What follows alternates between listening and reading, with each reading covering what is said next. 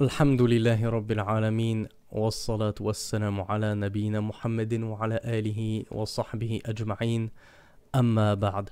Donc on était arrivé au deuxième fondement, qui est l'étude et l'apprentissage et la connaissance de notre religion, nous l'islam.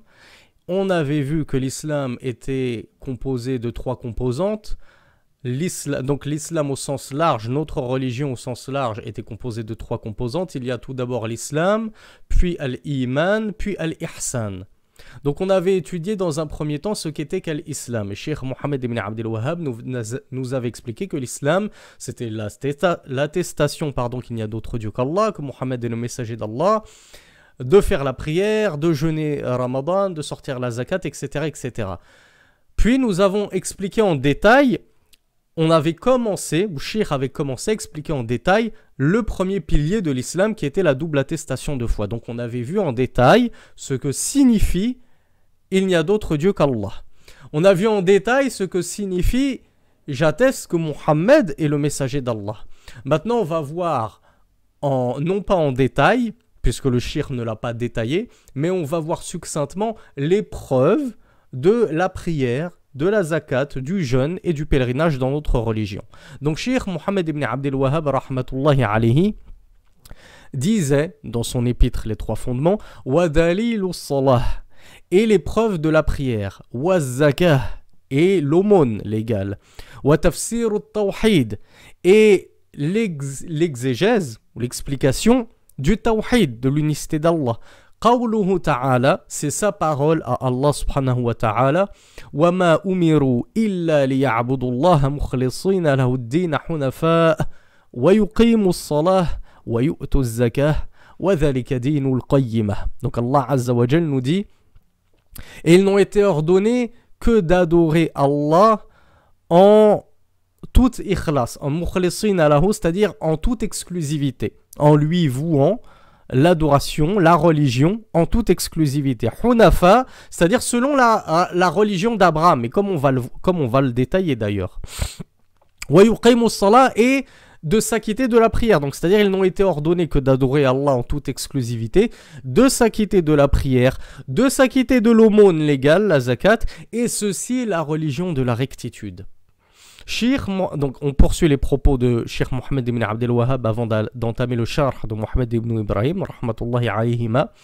Il nous dit wa dalilu siyam, et les preuves du jeûne. Qawluhu ta'ala, c'est sa parole à Allah azza wa jal. Ya ayyuhalladhina amanu kutiba alaykumus siyam kama kutiba ala alladhina min qablikum la'allakum tattaqun. Ô vous qui avez cru, il vous a été prescrit le jeûne comme il a été prescrit à ceux avant vous, afin que vous craigniez. Et enfin, Cheikh Mohammed ibn Abdel Wahhab nous disait wa dalil wal hajj, et la preuve du pèlerinage. Qawluhu ta'ala walillahi ala an-nasi hajjul bayti man istata'a ilayhi sabila wa man kafara fa inna Allaha ghaniyyun 'anil 'alamin. Allah azza wa jalla nous dit, et Allah a sur les gens, c'est-à-dire Allah a comme droit sur les gens le pèlerinage de la maison, c'est-à-dire il a un droit sur les gens qu'ils visitent, qu'ils partent en pèlerinage de la maison, c'est-à-dire la maison sacrée d'Allah à la Mecque, la Kaaba, pour celui qui en a les moyens. Man istata'a ilayhi sabila, pour celui qui a les moyens d'aller pratiquer ce pèlerinage. Wa man kafara fa inna Allaha ghaniyyun 'anil 'alamin. Quant à ceux qui mécroient, quant à celui qui a mécru, alors Allah est certes riche de tous les mondes, c'est-à-dire qu'Allah il se passe allègrement de tous les mondes. Ceux qui veulent mécroire en Allah, ceux qui veulent être ingrats envers Allah, Allah se passe allègrement de leur ingratitude et de leur incroyance et de leur infidélité. Donc Cheikh Mohammed ibn Ibrahim, on va pas tout détailler parce que les 5 piliers de l'islam, en tout cas la prière, le jeûne, la zakat, le pèlerinage, ça, on le voit plutôt en détail dans les cours de fiqh. Ici, on est vraiment dans un livre de aqidah, mais n'empêche que ça fait partie de la aqidah, de la croyance, de savoir que la prière est obligatoire, que la zakat est obligatoire, que le jeûne est obligatoire, que le pèlerinage est obligatoire. Le fait de connaître leurs obligations, ça fait partie de la croyance, ça fait partie de notre dogme, c'est notre credo. Si on te dit quel est ton credo, tu dis mon credo, c'est que j'atteste de l'unicité d'Allah, j'atteste de la messagerie de Mohammed, j'atteste que la prière c'est obligatoire, le jeûne c'est obligatoire, j'atteste de tout cela. J'atteste que je dois honorer et respecter les compagnons et que je ne peux pas les critiquer, les insulter, etc. J'atteste que je crois au paradis et à l'enfer. Toutes ces choses, c'est de la croyance, c'est de la aqida. Donc voilà pourquoi Cheikh Mohammed ibn Abdel Wahhab, rahmatullahi alayhi, en a parlé brièvement dans son livre de Thalathat al-Usul, les trois fondements. Cependant, il n'a pas détaillé outre mesure la prière, la zakat, le pèlerinage, parce que ça se détaille justement dans les livres de fiqh. Donc, Cheikh Mohammed ibn Ibrahim, rahmatullahi alayhi, revient sur la parole du Cheikh en disant « Mukhlisin alahuddin », notamment ce verset dans lequel on a vu « Mukhlisin alahuddin », c'est-à-dire qu'il voue un culte et qu'il voue une religion exclusive à Allah. Le Cheikh nous dit « Hada huwa tafsir al-tawhid ». Mukhlisin alahuddin, l'exclusivité de la religion, il nous dit c'est l'exégèse du tawhid. Quel est le sens du tawhid? Quelle est l'explication du tawhid? C'est vouer toute ta religion à Allah Azza wa Jal en toute exclusivité, c'est-à-dire à l'exclusion de tout autre qu'Allah. Je ne peux pas vouer une partie de ma religion à un autre qu'Allah subhanahu wa ta'ala. Ça c'est tafsir al-tawhid. Le tafsir, l'exégèse du tawhid, c'est mukhlisin alahuddin. Nukhlisu lillahi din ad-din. On voue à Allah notre religion en toute exclusivité. Il nous dit هذا هو تفسير التوحيد عبادة الله بالإخلاص. Donc c'est l'adoration d'Allah avec al-ikhlas. C'est ça التوحيد. حنفاء Al-Hanifiyya millatu Ibrahim wa hiya ibadatullah bil ikhlas. Et Allah nous a dit aussi dans ce verset Hunafa. Nous devons adorer Allah en étant des Hunafa. En étant des Hunafa, qui est le pluriel de Hanif. Hanif, c'est celui qui pratique Al-Hanifiyya. Et on a donné un cours exclusivement sur ce sujet Al-Hanifiyya dans cette playlist des trois fondements. Et Cheikh Mohammed ibn Ibrahim a longuement détaillé ce sujet-là. Donc ici, il revient brièvement dessus en nous rappelant que Al-Hanifiyya, c'est la religion d'Abraham, tout simplement. Tu te poses la question, c'est quoi un Hanif? Qu'est-ce que veut dire être Hunafa, que nous soyons des Hunafa? Qu'est-ce que Al-Hanifiyya? C'est la religion d'Abraham, c'est-à-dire le monothéisme tel qu'il était pratiqué par Abraham. C'est donc l'adoration d'Allah bil-ikhlas, nous dit Cheikh Mohammed ibn Ibrahim. C'était quoi la religion d'Abraham? Tout simplement la même que Mohammed sallallahu alayhi wa sallam. C'était l'adoration d'Allah seul, sans associé, en toute exclusivité, en toute ikhlas. Wal-hanif al-muqbil ala Allah al-mu'arid an kulli ma siwa. Donc c'est quoi un hanif? Une personne hanif qui pratique donc la Hanifiyya, c'est la personne qui va accourir à Allah subhanahu wa ta'ala et se détourner de tout autre qu'Allah. Lorsque je fais des doigts, je me tourne que vers Allah et je me détourne des idoles, je me détourne des gourous, je me détourne des tombes, je me détourne des anges, des envoyés, des démons, des mains de Fatma, des gris-gris, tout ça. Je me détourne de tout. Lorsque je fais un dhabh, une immolation, je l'adresse à Allah subhanahu wa ta'ala et je me détourne de tout autre. Je n'immole pas pour un prophète, pour un saint, pour un mort, pour un djinn, etc. C'est ça Al-Hanif. C'est celui qui accourt à Allah et qui se détourne dans son adoration de tout autre qu'Allah et qui ne leur concède pas un grain, une poussière de son adoration. وقيل في معنى الحنيف إنه المائل عن الشرك قصدا. Et il a été dit, pour exprimer le sens de Al-Hanif, que c'est celui qui va s'éloigner et s'écarter du shirk. Donc quiconque se détourne du polythéisme et s'écarte du shirk, il est Hanif. Il a voué à Allah subhanahu wa ta'ala une religion en toute exclusivité.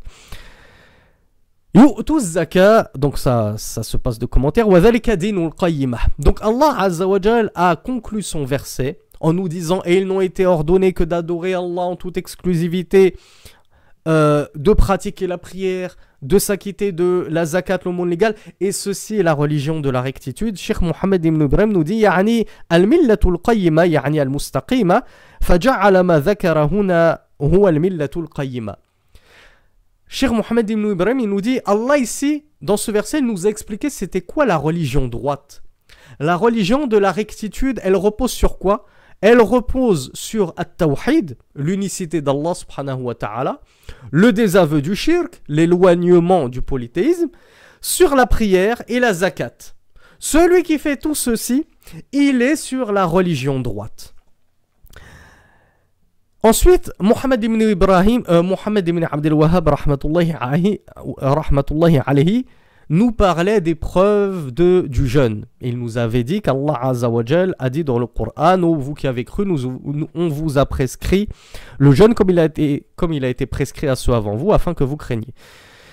Mohammed ibn Ibrahim, dans la langue arabe, Allah Azza wa Jal, il a dit kutiba. Moi, je l'ai traduit par prescrit, parce que c'est le sens religieux du terme kutiba.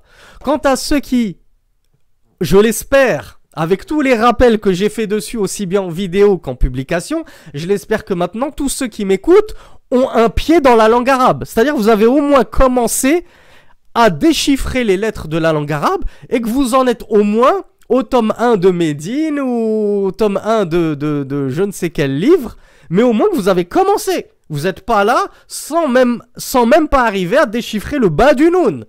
Ça, c'est hors de question, mes frères. Ça fait 2 ans que sur Internet, on fait da'wa. Alors, ça fait 6 ans dans les mosquées, mais 2 ans sur Internet, normalement, au bout de 2 ans, j'espère qu'on est tous en train de faire des efforts dans la langue arabe. Donc, celui qui fait des efforts dans la langue arabe, parmi les premiers mots qu'on étudie dans la langue arabe, c'est kitab, un livre. Kitab, un livre. Donc, kataba, ça veut dire écrire. Donc, kutiba, il a été écrit. Donc, est-ce qu'on traduit ce verset par il a été écrit le jeûne sur vous comme il a été écrit aux gens avant vous? Ça, c'est une traduction un peu grossière et maladroite. La traduction correcte, c'est il vous a été prescrit. L'écriture ici, Cheikh Mohammed ibn Ibrahim, rahmatullahi alayhi, nous apprend que c'est une prescription, une obligation. Donc elle est là la preuve de Cheikh Mohammed ibn Abdel Wahhab sur l'obligation du jeûne. Quelle est l'obligation du jeûne? C'est ce verset dans lequel Allah Azza wa Jal nous dit qu'il a écrit sur nous le jeûne, c'est-à-dire il nous l'a prescrit, c'est-à-dire il nous l'a rendu obligatoire, comme il l'avait jadis rendu obligatoire à ceux avant nous. On l'avait déjà expliqué dans nos cours sur le jeûne, dans la playlist Al-Mulakhas al-Fiqhi, qu'on avait extraite, on en a fait une playlist spéciale sur le jeûne.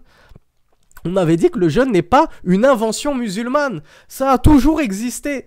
Les Juifs du temps de Moussa avaient aussi leur jeûne.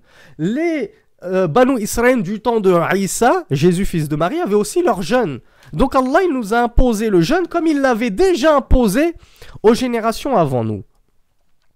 Cheikh Mohammed ibn Ibrahim rahmatullahi alayhi nous dit, sauf que, comme on l'a vu dans la playlist Al-Mulakhas al-Fiqhi, notre jeûne, il suit une législation qui peut diverger de la législation de celle de Isa, de la législation de Moussa, de la législation de Ibrahim. On a en commun qu'on doit jeûner. Maintenant, chacun sa façon de jeûner, telle qu'Allah Azza wa Jalla l'a révélé aux Juifs, qu'il l'a révélé aux suiveurs de Isa, Jésus fils de Marie, et qu'il l'avait révélé au peuple d'Abraham, etc., etc. Nous, notre jeûne, Mohammed ibn Ibrahim nous dit c'est le jeûne du mois de Ramadan. Et il nous dit c'est le seul jeûne qu'il est obligatoire de jeûner. C'est le jeûne du mois de Ramadan. Il n'y a pas d'autre jeûne en dehors de Ramadan qu'il est obligatoire de jeûner, nous dit Cheikh, en dehors d'un jeûne effectué en guise de vœu. Et on a expliqué ce que c'était qu'un nadhr, le vœu pieux. Oh Allah, je te fais le vœu que si tu me donnes ceci et cela, je vais jeûner 3 jours. Eh bien là, si tu fais un vœu pieux, un nadhr à Allah, il t'incombe de jeûner. Ça devient obligatoire ce jeûne. C'est plus facultatif. Tu as fait un vœu, tu dois obligatoirement remplir ton vœu. Et donc jeûner si ton vœu concernait un jeûne. En dehors de cela, il n'y a pas d'autre jeûne. Donc voilà pourquoi, malheureusement, on lit sur les réseaux sociaux certains ignorants qui ont trop envie de parler. Ils parlent au lieu d'étudier calmement. Il étudie un cours de Mohamed Wora. Il a lu une fatwa de Sheikh Al-Albani traduite en français. Hop, ça y est, je fais des fatwas. Et qu'est-ce qu'on lit? Il faut jeûner le 9e et le 10e jour de Ashura. Ils ne se rendent même pas compte, ces gens-là. Et quand je parle de ces gens-là, ça vaut aussi bien pour les frères que pour les sœurs. Et il y a autant de dégâts chez les sœurs, malheureusement, que chez les frères. Alors que les sœurs sont censées être encore plus pondérées et discrètes que les frères en termes de fatwa. Mais malheureusement, on trouve à boire et à manger sur les réseaux sociaux et ils ne se rendent pas compte de ce qu'on a déjà expliqué dans la playlist Al-Mulakhas al-Fiqhi, le fiqh, la matière, la jurisprudence, le fiqh, il a ceci de spécial qu'il a été composé par notre élite. La jurisprudence, les livres de jurisprudence sont écrits par nos savants. Ils ne sont pas écrits par des petits ignorants comme moi et mes confrères de la da'wa francophone. Nous, on n'a pas l'habilité à écrire un livre de fiqh. Quand bien même on voudrait s'y essayer, c'est sûr qu'on va faire des fautes et des erreurs. Pourquoi? Parce que chaque mot a été placé avec une précision incroyable. Et Yajibou, c'est pas pareil que Yann Doubou, qui n'est pas pareil que Yann Bari, etc., etc. En langue arabe, on a des termes qui sont précis. Et il suffit que tu changes un tout petit terme contre un autre et tu changes de hukm, tu changes de jugement. Si tu dis yajibou, ça veut dire il est obligatoire. Si tu dis yanbari, ça veut dire il convient. Et toi, tu te dis il convient de jeûner Ashura ou il est obligatoire de jeûner Ashura, c'est la même chose. Non, ça change tout. Et si tu traduis mal, si tu t'exprimes mal sur les réseaux sociaux, si tu es tellement pressé de faire da'wa alors que tu viens de te convertir il y a seulement 1 an et que tu commences à écrire « il faut jeûner Ashura le 9 et le 10 », mais il faut, en langue française, ça veut dire que c'est un impératif, c'est une obligation. Or, on vient de l'étudier. Il ne faut pas jeûner Ashura. Il convient éventuellement de jeûner Ashura. C'est recommandé de jeûner Ashura. Quand à dire « il faut jeûner », le 9 et le 10, tu viens de faire une fatwa de ton propre chef sur laquelle aucun savant ne t'a précédé et donc tu viens de mentir sur la religion d'Allah et de parler sur la religion d'Allah sans science. Voilà pourquoi on fait cette petite aparté pour rappeler à nos frères et nos sœurs, faites da'wa comme on l'a dit selon vos capacités et vos moyens. Si tu penses que tu ne maîtrises pas sur les bouts des doigts un sujet, abstiens-toi d'en parler. Contente-toi de faire RT. C'est-à-dire de partager les fatwas des savants. Et ne commence pas à vouloir écrire par toi-même, à faire des fatwas par toi-même. Si tu t'en sens incapable parce que tu as très peu étudié, il suffit d'un tout petit mot pour que tu aies menti sur la religion d'Allah. Donc on le rappelle, ni le jeûne de Ashura, ni le jeûne de Arafat, ni aucun autre jeûne n'est obligatoire en islam en dehors du jeûne du mois de Ramadan et du jeûne inhérent à un vœu pieux. Conséquence d'un vœu pieux. Cheikh Mohammed ibn Ibrahim nous dit, il nous explique la'allakum tattaqoun. Allah il nous a dit, il nous a expliqué la raison du jeûne. Pourquoi il nous a prescrit le jeûne? Il nous a dit à la fin de ce verset la'allakum tattaqoun, afin que vous craigniez. Cheikh Mohammed ibn Ibrahim rahmatullahi alayhi nous dit hadha bayanu shay'in min manfa'atihi. Ceci est un éclaircissement du bénéfice du jeûne. Et on va le voir qu'il est double le bénéfice du jeûne. Il nous dit al-awwal annahu taqwa. Premier bénéfice du jeûne, c'est une piété. C'est une crainte d'Allah subhanahu wa ta'ala. Donc, cette piété, cette crainte d'Allah subhanahu wa ta'ala, comme on l'a déjà vu dans la playlist sur le jeûne, justement, elle va nous préserver du feu. Quiconque craint Allah, il sera préservé du feu. Donc, quiconque jeûne, atteindra incha'Allah la piété et par conséquent sera préservé du feu. Ça c'est la première des conséquences. Deuxième conséquence du jeûne, c'est une cause d'évitement des fitan, des troubles, des épreuves, des tentations. Je préfère le traduire par tentation ici, on va voir pourquoi. Il nous dit il nous dit dans le hadith, le messager d'Allah a dit il est certes une protection le jeûne. Et je vais vous lire le hadith en entier. Le messager d'Allah avait dit celui qui peut parmi vous se marier, qu'il se marie. Celui qui peut, plus précisément, celui qui peut assumer les charges d'un mariage, qu'il se marie. Car il est plus à même de baisser le regard, c'est-à-dire d'amener à baisser le regard. Lorsque tu te maries, que tu as une épouse, que tu as commerce avec ton épouse, cela te facilite de baisser le regard devant les autres femmes, parce que tu auras assouvi tes passions dans le halal. Tandis que celui qui n'assouvit pas ses passions dans le halal et qui se refuse au mariage sans raison alors qu'il a les moyens de se marier, eh bien il va être astreint et il va être la cible de toutes les tentations lorsqu'il va sortir. Il va voir des femmes jolies, il va avoir envie de les regarder, etc. parce qu'il n'aura pas assouvi ses passions dans le halal. Donc Rasulullah nous dit ensuite wa ahsanu lil farj, et il est plus à même de préserver le sexe, le mariage bien évidemment, et de ne pas tomber dans la fornication.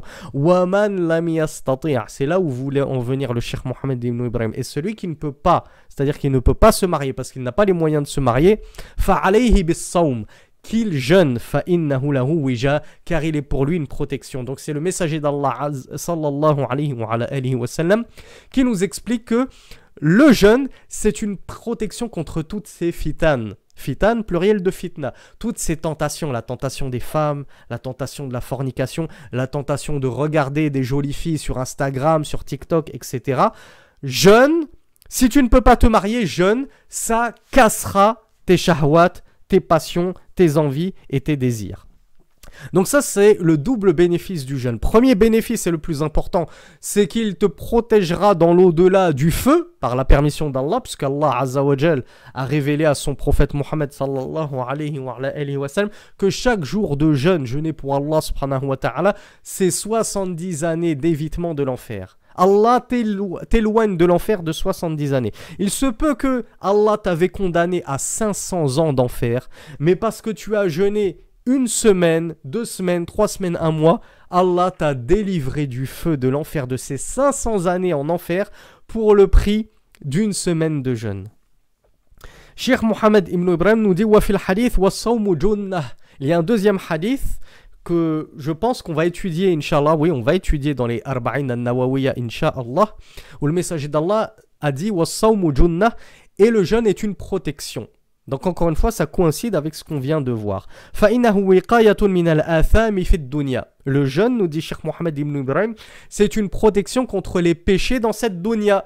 Celui qui va jeûner, il apprend à tenir sa langue, comme on l'a expliqué longuement dans la playlist Al-Mulakhas al-Fiqhi, dans la section sur le jeûne.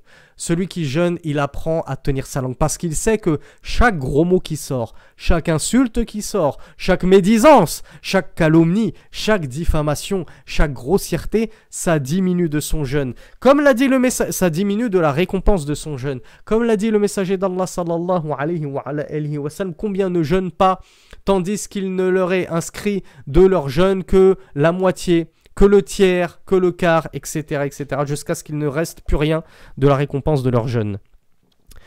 Et donc c'est une protection de la langue, c'est une protection des oreilles. Lorsque je jeûne, je sais que faut vraiment que là j'évite la musique. Je suis en voiture, je ne vais pas commencer à mettre Beurre FM pour écouter du rail. Donc je préserve déjà mes oreilles. Je les préserve aussi d'écouter la calomnie. Quand bien même moi j'ai préservé ma langue, je dis pas de calomnie. Je sais qu'il ne faut pas non plus que j'écoute la calomnie. Puisque le messager d'Allah sallallahu alayhi wa sallam nous dit, celui qui assiste à la médisance et qui ne s'en écarte pas, il continue à écouter la médisance sans rien dire, sans blâmer cela ou sans s'éloigner, fahuma fil wizri sawa. Ils ont la même part de péché. Celui qui a médit et toi qui écoutes sans rien dire, sans rien faire et sans défendre ton frère contre qui celui que tu as écouté a médit. Tu préserves également, comme on l'a vu, tes yeux. Tu sais que tu jeûnes, tu baisses les yeux, tu regardes pas la télé, tu joues pas aux jeux vidéo, etc., etc. Donc vous voyez que le jeûne, il est une source de préservation de tomber dans les péchés. Parce qu'on n'a pas envie de jeûner 15h, 16h, 17h en plein été par jour pour avoir 0 pépette de récompense. Non, on a envie qu'Allah Azza wa Jal nous inscrive 100% de la récompense, donc on essaye d'être carré dans notre jeûne. Et la plus importante le plus important des bénéfices du jeûne, nous dit Cheikh Mohammed ibn Ibrahim, c'est surtout qu'il est une protection contre le feu de l'enfer. Wadalilul hajj. Et enfin, quelle est la preuve du pèlerinage? Quelle est la preuve que le pèlerinage est obligatoire? Cheikh Mohammed ibn Abdel Wahhab rahmatullahi alayhi nous a rapporté la parole d'Allah, et Allah a sur les gens, c'est-à-dire il a le droit, il a un droit sur les gens qui est qu'ils visitent sa maison s'ils en ont les moyens. Cheikh Mohammed ibn Ibrahim nous dit Lillahi ala nas, ya'ni wajibun wa fardun lillahi ala nas. C'est-à-dire que c'est une obligation qu'Allah nous a rendu obligatoire. Allah a rendu obligatoire cette adoration sur les gens. حج البيت من استطاع إليه سبيلا على المستطيع من الناس أن يحج البيت. Donc celui qui a les moyens de partir au pèlerinage, cela lui est obligatoire, nous dit Cheikh Mohammed ibn Ibrahim. والوجوب في العمر مرة. Et l'obligation dans la vie est d'une seule fois. C'est-à-dire que le hajj, est-ce qu'il est obligatoire tous les ans? Non. Est-ce qu'il est obligatoire tous les 10 ans? Non. Est-ce qu'il faut renouveler comme ton iqama en terre d'islam tous les 10 ans? Non. Pèlerinage, il est obligatoire une seule fois dans ta vie. À partir du moment où tu l'as fait alors que tu étais pubère, tu es tranquille, tu n'es plus obligé de le renouveler une seconde fois. ولهذا لما قيل له أكل عام قال الحج مرة فما زاد فهو تطوع أو كما قال في الحديث. Cheikh Mohammed ibn Ibrahim rahmatullahi alayhi nous dit que la preuve de cela, c'est que le messager d'Allah a été questionné. Est-ce qu'il faut le faire chaque année? Il a dit, le hajj, le pèlerinage, c'est une fois, c'est-à-dire une seule fois dans toute ta vie. Mais si tu ajoutes et que tu fais d'autres pèlerinages en plus, c'est du tatawwu', c'est-à-dire c'est surérogatoire, ce ne sera qu'un surplus de récompense pour toi. Nul ne t'empêche de faire le hajj 2 fois dans ta vie, 3 fois, 50 000 fois dans ta vie. Personne ne va t'en empêcher. C'est un peu bête ce que je dis parce que 50 000 hajj dans sa vie, ça signifie 50 000 ans. Je pense pas que quelqu'un puisse vivre jusqu'à 50 000 ans. Quant à celui qui ne peut pas aller au pèlerinage, que ce soit à cause d'une incapacité physique ou une incapacité financière. Le hajj de nos jours, on a besoin d'une double capacité, et ça a toujours été le cas, je ne sais pas pourquoi je dis de nos jours, mais peut-être parce que de nos jours ça devient encore plus compliqué qu'à l'époque. Genre, il y a 10 ans, moi j'ai fait le pèlerinage il y a une dizaine d'années, c'était, je crois que j'avais payé 2000 euros, je crois. Ouais, je crois que c'était 2000 euros pour en plus une chambre simple avec mon père. J'étais juste avec mon père. Maintenant, je crois que c'est 5000 euros le hajj. Pour une chambre à 4 en plus, je crois. Wallahu a'lam, dans ces eaux-là. Plus vous retardez, mes frères et mes sœurs, à partir au pèlerinage, plus c'est compliqué financièrement parlant. Parce que ça devient de plus en plus cher. Et je vous raconte même pas le hajj de l'époque d'il y a 30 ans, 40 ans, où nos oncles, nos grands-parents, ils partaient pour 800 francs, 1000 francs de l'époque. C'était incroyable. Donc, Cheikh Mohammed ibn Ibrahim rahmatullahi alayhi nous dit, quant à celui qui ne peut pas partir au hajj, pour des raisons corporelles ou financières. Alors, quant à celui qui ne peut pas à cause de sa condition physique, il n'a pas la condition physique d'aller au hajj, parce qu'on le rappelle, le hajj c'est quand même éprouvant. C'est pas non plus une partie de plaisir. Faire un tawaf, une circumambulation au milieu de toute une foule, faire les 7 allées-venues entre Safa et Marwa, aller jusqu'à Mina, aller jusqu'à Muzdalifa, aller jusqu'à Arafat, toutes ces choses-là. Le hajj, c'est beaucoup de marche. C'est beaucoup de marche. Il y a plus la possibilité, maintenant, tellement il y a de monde, de louer des chameaux et de tout faire à d'autres chameaux comme c'était facilement le cas autrefois. Maintenant, on fait beaucoup de marches. C'est une sacrée randonnée, le hajj, maintenant. Donc, physiquement, c'est contraignant. Ça l'a toujours été, mais je pense que ça l'est encore plus maintenant. Eh bien, le cheikh nous dit « Fayajibu fi malihi wa yuhajju anhu » Alors, qu'est-ce qu'il doit faire celui qui a les moyens financiers de partir au hajj, mais il n'a pas les moyens physiques? Par exemple, voilà, il est en chaise roulante ou je ne sais quoi. Il n'a pas du tout les moyens physiques. Il est en très mauvaise condition. Et même s'il peut rouler en chaise roulante, il n'a pas la condition physique pour tenir le hajj. Cheikh nous dit, il doit prendre de son argent et le donner à autrui pour que autrui fasse le hajj à sa place. Donc vous voyez, ne vous dites pas « Ah, ma grand-mère miskina, elle ne peut pas faire le hajj parce qu'elle est trop vieille, elle est trop fatiguée. Ses médecins lui ont dit, si elle part au pèlerinage, elle va mourir sur place. Donc, elle n'a pas, le hajj ne lui incombe plus. Non, à partir du moment où elle a l'argent pour payer le hajj à autrui pour qu'il le fasse en son nom à elle, pour elle, alors elle est obligée de le faire. Et elle doit sortir de son argent pour le donner à autrui. et afin qu'il fasse le hajj à sa place. Donc vous voyez, les exonérations de hajj comme ça à l'aveugle, ah toi c'est bon, t'es exonéré de hajj, t'as pas besoin de faire le hajj parce que t'es malade, ça ne marche pas comme ça. Il y a des conditions. C'est pas n'importe qui est exonéré de hajj. Cheikh nous dit amma alladhi lam yastati' lil mali wa la marra alayhi ghinan yu'ahhiluhu lil hajj fa hadha la yajibu alayhi abadan. Quant à celui qui n'a pas les capacités financières de faire le hajj et qui n'a jamais eu les capacités financières de faire le hajj, alors celui-là le hajj ne lui est pas obligatoire. Il ne lui est plus obligatoire. Prenez l'exemple d'un frère qui a 25 ans. Et depuis tout petit, il n'a jamais eu d'argent, il n'a jamais travaillé, il a toujours été étudiant. Il a toujours été dans les études jusqu'à 25 ans et il n'a jamais pu travailler, il n'a jamais eu le temps de travailler parce qu'il était dans les études. Il n'a donc jamais pu gagner suffisamment d'argent pour pouvoir aller au hajj. Eh bien, on lui dit, toi, depuis le début, le hajj ne t'incombait pas, il ne t'était pas obligatoire. Pourquoi ? Parce qu'il te manquait la condition de la capacité financière. Quant à ceux qui ont la capacité financière et corporelle et qui le retardent, nous allons voir la gravité de cette chose-là et comment Allah subhanahu wa ta'ala les a qualifiés.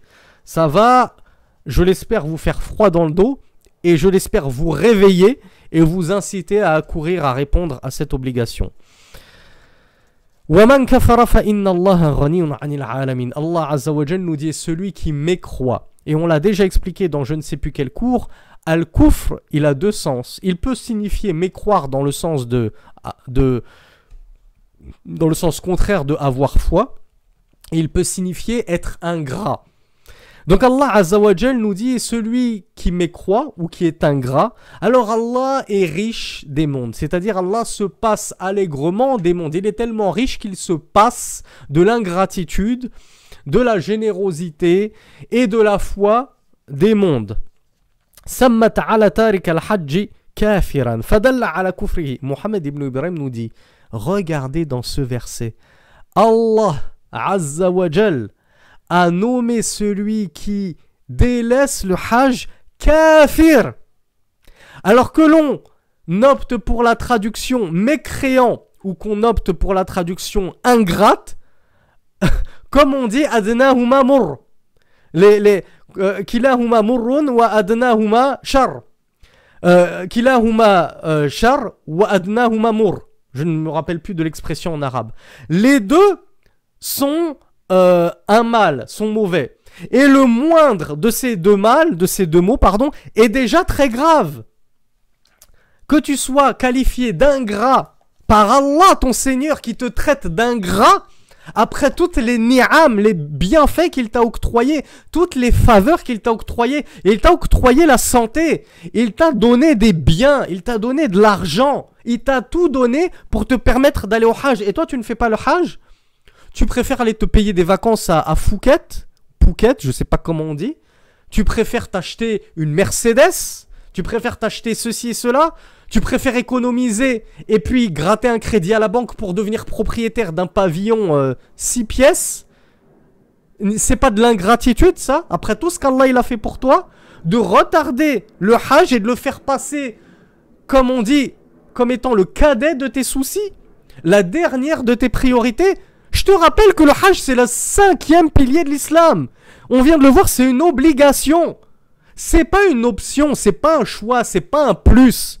C'est pas le 10e pilier de l'islam, c'est le 5e et dernier pilier de l'islam. L'islam, il a été bâti sur ces 5 piliers comme on l'a appris.